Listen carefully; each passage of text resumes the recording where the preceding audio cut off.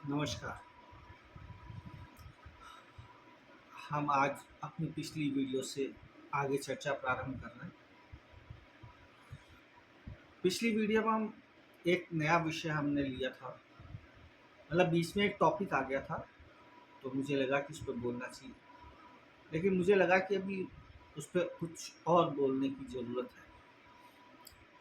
आपको याद ही होगा, पिछली वीडियो में हम बाबा रामदेव के बयान के ऊपर चर्चा कर रहे थे और मैं उसके समर्थन के अंदर हूँ। उन्होंने जो कुछ कहा वो सही था, उसमें गलत कुछ नहीं था।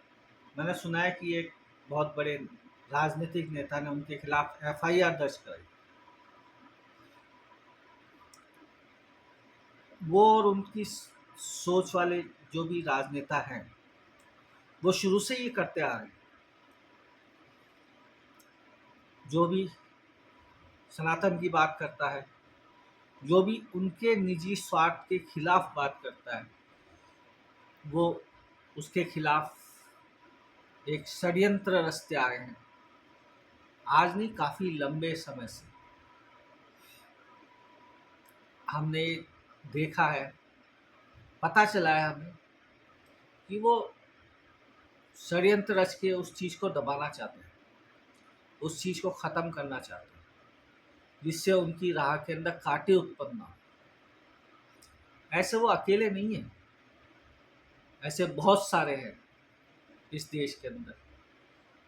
और ये हमारे सनातन धर्म का, हमारी संस्कृति का, हमारे भारतवर्ष का दुर्भाग्य है कि बीच के अंदर कुछ ऐसा दौर आया, जिस दौर के अंदर हमें एक विशेष विचारधारा की तरफ मोड़ा गया, जबरदस्ती की। इस तरह का एक माहौल बनाया गया, एक वातावरण क्रिएट किया गया, और उस वातावरण के बहाव में सभी लोग बहे। क्यों? क्योंकि अज्ञानता, हमें ज्ञान से दूर रखा गया, हमें हमारे सनातन धर्म से दूर किया गया। हमारा सनातन धर्म क्या सिखाता है? हमारा सनातन धर्म का विशेष जोर रहता है ज्ञान पे, सेल्फ डेवलपमेंट पे, खुद के मानसिक विकास के ऊपर। लेकिन उन्हें उस चीज़ का पता था, उन्हें नहीं पता था, उससे पहले जो आए थे उन्हें भी पता था, जिन्होंने हमें गुलाम बनाया। बीच में तो एक ऐसा दौर आया कि एक पर्टिकुलर, एक बड़े विद्वान लोग यहाँ पे आए और यहाँ पे सर्वे करके गए कि आखिर हिंदुस्तान को गुलाम कैसे बनाया जाए। और उन्होंने सर्वे की रिपोर्ट, बहुत फेमस है, मैकलेन की रिपोर्ट,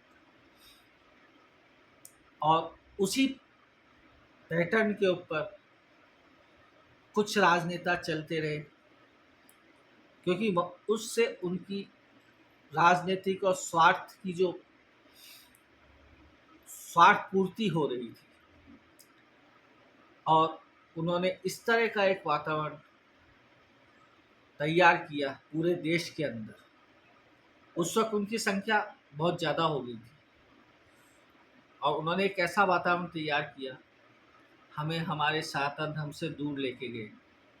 हमें सिर्फ कमियां दिखाई जाती थी, कमियां दिखाई जाती नहीं थी, हमारी जो अच्छाइयाँ थी उनको कमियां बना के ही दिखाया जाता था। उसके असली जो मूल उद्देश्य था उसको छुपा दिया जाता था, सिर्फ बाहरी वातावरण के ऊपर करके, और हमें बरगलाया गया और हमें भ्रमित किया गया, और हमें हमारे सनातन धर्म से दूर लेके गए। क्यों? क्योंकि उन्हें पता था कि सनातन धर्म के अंदर लोगों के बौद्धिक विकास के ऊपर, उनके शारीरिक विकास के ऊपर, उसके उनके सामाजिक विकास और ढांचे के ऊपर प्रबल जोर दिया जाता है। कैसे मानव अपने आप को उन्नत बनाए, उस पर जोर दिया जाता है। और वही तो उनके निजी स्वार्थों को पूरी करने में कांटा था, रुकावट थी। तो उन्होंने एक बहुत बड़ा षड्यंत्र जो अंग्रेजों ने रचा था उसी को उन्होंने आगे बढ़ाया। परंतु ये हमारा सौभाग्य है कि अब ऐसे युग में आ गए जहाँ चीज़ें छुपती नहीं हैं, जहाँ ज्ञान हर आदमी तक पहुँच रहा है, किसी न किसी माध्यम से पहुँच रहा है, और उसकी वजह से लोग जागरूक हो रहे हैं। जागरूक ही नहीं हो रहे, बल्कि उनका आकर्षण, उनको सत्य का पता चल रहा है और उसके प्रति वो आकर्षित हो रहे हैं। आज के युवा उस चीज को समझ रहे हैं, जान रहे हैं, और उस खिलाफ आवाज भी उठा रहे हैं। यही तो कारण है कि 14-15 साल से हमारे देश के अंदर जो एक क्रांति आई है, लोगों की समझ बढ़ी है, लोग अपने सनातन धर्म से वापस जुड़ रहे हैं और उन्हें एहसास हो रहा है कि हमें किस तरह से हमारे धर्म से दूर किया गया। तो ये सब बातें हैं, मुझे ये सब बताने की जरूरत नहीं है, मुझे ये सब दोहराने की जरूरत नहीं है।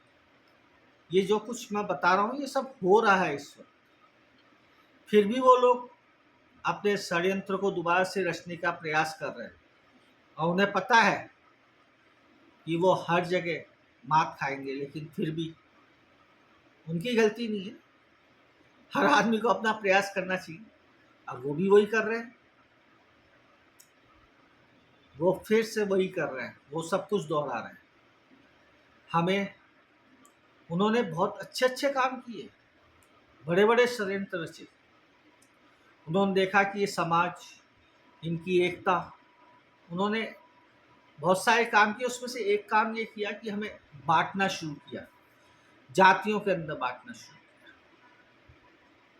फिर उन्होंने हमें भाषा के हिसाब से बांटना शुरू किया, हमारे एकता के अंदर दरार डाली, और इस तरह के बहुत सारे षड्यंत्र रचे हैं। और एक ऐसा अजीब सा वातावरण तैयार किया। एक समय तो ऐसा था कि लोग बाग हाथ में कलेवा बांधना भी, या तिलक लगाना, या शिखा रखना, या यज्ञोपवीत पहन धारण करना में शर्म महसूस करने लग गए थे।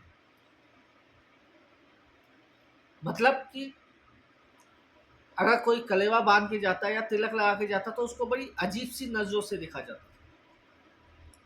एक ऐसा दौर भी आया था। ये सब कुछ क्यों हुआ? ये सब कुछ लिए हुआ कि उन लोगों ने अपने कुकर्मों से हमारे दिमाग के अंदर ऐसी ऐसी चीजें भर दी कि स्वतः ही हमारा मस्तिष्क जो है हमें आत्मज्ञानी होने लगी अपने ही धर्म के प्रति, जो शाश्वत है, जो सत्य है। देखा किस तरह काम होता है। सारा खेल दिमाग का है, और हमारा सनातन धर्म हमेशा बौद्धिक विकास पे जोर देता है। हमारा धर्म बाहर नहीं, हमारा धर्म हमें अंदर जाने के लिए कहता है। यथा पिंडे तथा ब्रह्मांडे, तथा ब्रह्मांडे यथा पिंडे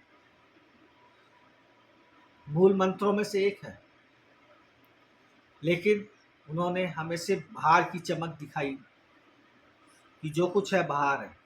नहीं, जब हम इन चीज़ों को समझने लगे हैं, आज हम समझ रहे हैं, आज हम जान रहे हैं, तो हमें उनके बहकावे में नहीं आना है, उनसे डरना नहीं है, उनका डट के मुकाबला करना है। और बाबा रामदेव या जो भी हिंदू धर्म के लिए, सनातन धर्म के लिए, अपने देश के लिए काम कर रहे हैं, उनके साथ खड़ा रहना है। ऐसे वो अकेले नहीं है, बहुत सारे लोग हैं, तो हमें सबका साथ देना है। और उन लोगों को जो इस तरह के षड्यंत्र रच रहे हैं, उन्हें एक कठोर जवाब देना है। चलिए, समय हो गया है, तो आज की चर्चा को विराम देते हैं। कल हम वापिस अपने पुनः मूल विषय पे ऊपर चर्चा करेंगे। तब तक के लिए राम राम।